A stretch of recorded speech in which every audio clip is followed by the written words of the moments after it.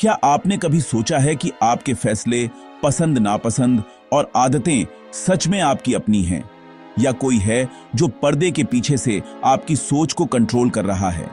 1920 के दशक के अमेरिका में महिलाओं का सार्वजनिक रूप से सिगरेट पीना एक बड़ा टैबू था, लेकिन अचानक सिगरेट महिलाओं के लिए आजादी और शक्ति का प्रतीक बन गई। हजारों महिलाएं न्यूयॉर्क की सड़कों पर सिगरेट पीते हुए मार्च करने लगीं। यह बदलाव अचानक नहीं था, बल्कि एक सोची समझी साजिश का नतीजा था, एक मनोवैज्ञानिक खेल। इस खेल के पीछे था एडवर्ड बर्नेज, जिसने दुनिया को सिखाया कि कैसे लोगों की भावनाओं और अवचेतन मन का इस्तेमाल करके उनसे कुछ भी करवाया जा सकता है। बर्नेज जानता था कि अगर किसी चीज को लोगों की गहरी इच्छाओं या सपनों से जोड़ दिया जाए तो वे उसे खरीदने के लिए कुछ भी करेंगे। उसने मनोविज्ञान को मार्केटिंग और राजनीति के साथ मिलाकर एक ऐसा हथियार बनाया जिसका असर आज भी हमारी जिंदगी में दिखता है। सुबह उठने से लेकर रात को सोने तक हम जिन विज्ञापनों को देखते हैं, उनमें कहीं ना कहीं बर्नेज के सिद्धांतों की झलक मिलती है। तो सवाल है, क्या आप सच में अपने फैसले खुद लेते हैं, या कोई और आपके दिमाग की डोर खींच रहा है? एडवर्ड बर्नेज का जन्म ऑस्ट्रिया में हुआ, लेकिन वह अमेरिका में पला बढ़ा। उसके अंकल सिगमंड फ्रायड मनोविज्ञान के क्रांतिकारी थे। फ्रायड का मानना था कि इंसान अपनी छिपी इच्छाओं से प्रेरित होता है। बर्नेज ने सोचा, अगर इन सिद्धांतों से एक व्यक्ति को समझा जा सकता है तो भीड़ को क्यों नहीं। प्रथम विश्व युद्ध में बर्नेज ने अमेरिकी सरकार के लिए काम किया, जनता को युद्ध के समर्थन के लिए तैयार किया। उसने देखा कि सही नारों और भावनात्मक अपीलों से पूरे देश की सोच बदली जा सकती है। युद्ध के बाद उसने प्रोपेगेंडा को शांति के समय में कंपनियों और उत्पादों के लिए इस्तेमाल करना शुरू किया। यहीं से पब्लिक रिलेशंस का जन्म हुआ, इंजीनियरिंग ऑफ कंसेंट, यानी सहमति का निर्माण। बर्नेज ने फ्रायड के सिद्धांतों को प्रैक्टिकल रूप दिया, प्रोडक्ट्स को लोगों की गहरी इच्छाओं से जोड़ दिया। अब कंपनियां सिर्फ चीजें नहीं बेचती थीं, बल्कि सपने, इच्छाएं और एक बेहतर जिंदगी का एहसास बेचती थीं।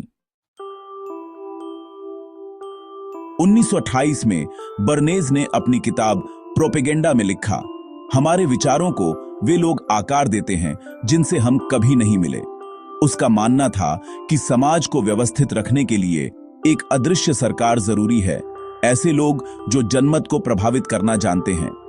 बर्नेज के लिए प्रोपेगेंडा कोई गंदा शब्द नहीं था, बल्कि एक जरूरी टूल था।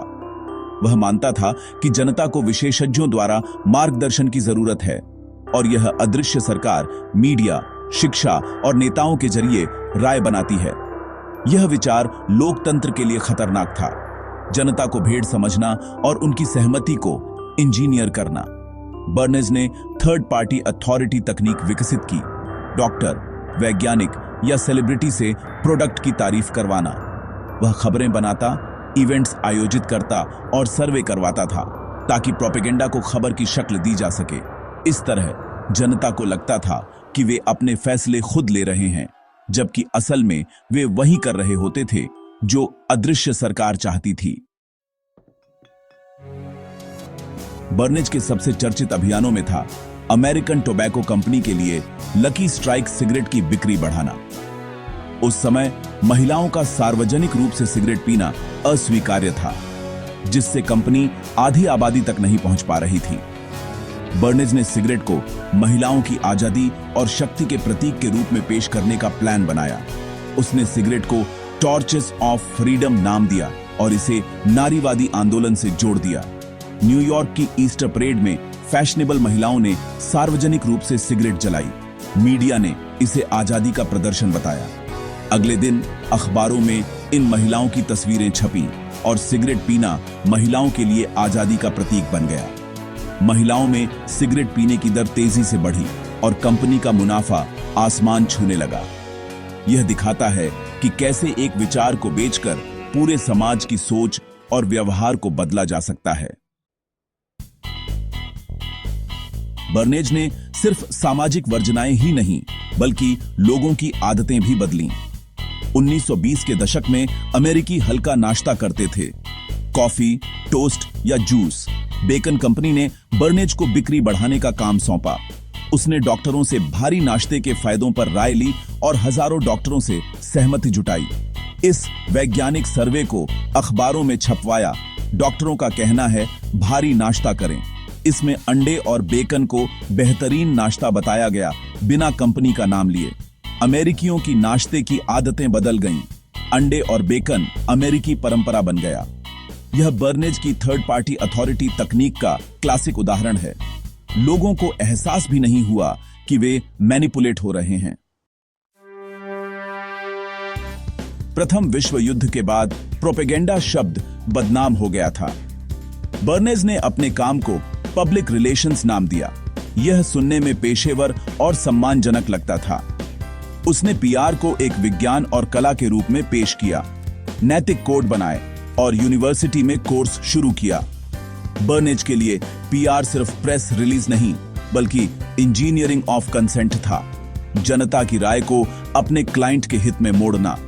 उसने कंपनियों को सिखाया कि उन्हें सिर्फ प्रोडक्ट नहीं, बल्कि अपनी छवि भी बेचनी चाहिए। चैरिटी, सामाजिक कारणों का समर्थन और अच्छी इमेज बनाना, ये सब रणनीति का हिस्सा थे। आज हर बड़ी कंपनी और राजनेता के पास पीआर टीम है जो बर्नेज की तकनीकों का इस्तेमाल करती है। बर्नेज ने प्रोपेगेंडा को नया नाम और वैधता दी। अब यह पर्दे के पीछे रहकर जनता की सोच को नियंत्रित करता है। बर्नेज ने भले ही पीआर को सम्मानित पेशा बनाया, लेकिन उसकी विरासत पर गंभीर सवाल उठते हैं। उसकी सबसे बड़ी आलोचना आम जनता को मूर्ख और नियंत्रित किए जाने योग्य मानना, जो लोकतंत्र की भावना के खिलाफ है। इंजीनियरिंग ऑफ कंसेंट असल में कुलीन तंत्र है। कुछ लोग लाखों के फैसले करते हैं बिना उनकी जानकारी के। टॉर्चेस ऑफ फ्रीडम अभियान में महिलाओं की आजादी की भावना का इस्तेमाल सिगरेट बेचने के लिए किया गया, जिससे स्वास्थ्य पर बुरा असर पड़ा। बर्नेज के लिए मुनाफा और क्लाइंट का हित सबसे ऊपर था, भले ही जनता की भलाई से खिलवाड़ हो। उसने प्रोपेगेंडा और मैनिपुलेशन को सामान्य और वैध बना दिया।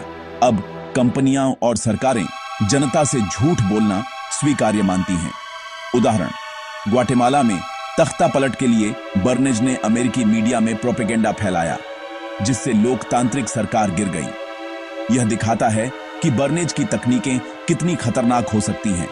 सिर्फ प्रोडक्ट नहीं, सरकारें भी गिराई जा सकती हैं।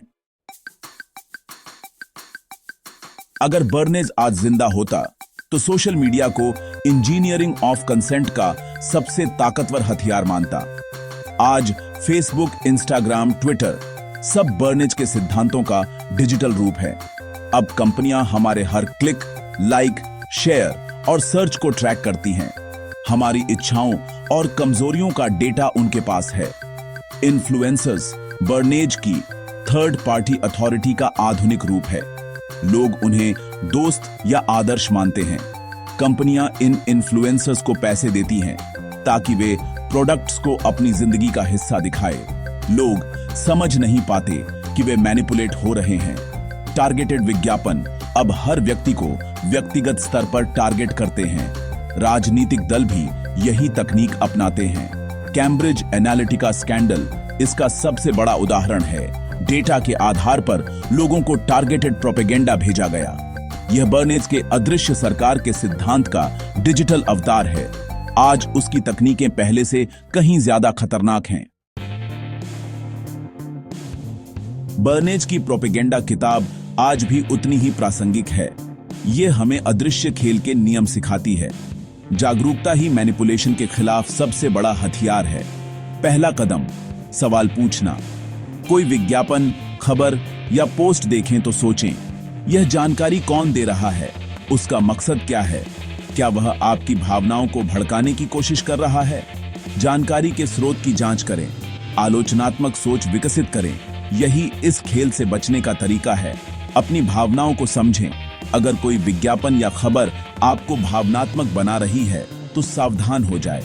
व्यक्तिगत स्वतंत्रता सिर्फ अधिकार नहीं, जिम्मेदारी भी है। अपनी सोच को बाहरी मैनिपुलेशन से बचाए। असली आजादी मानसिक होती है। जागरूक बने, और उन धागों को पहचानें जो आपको नियंत्रित करते हैं।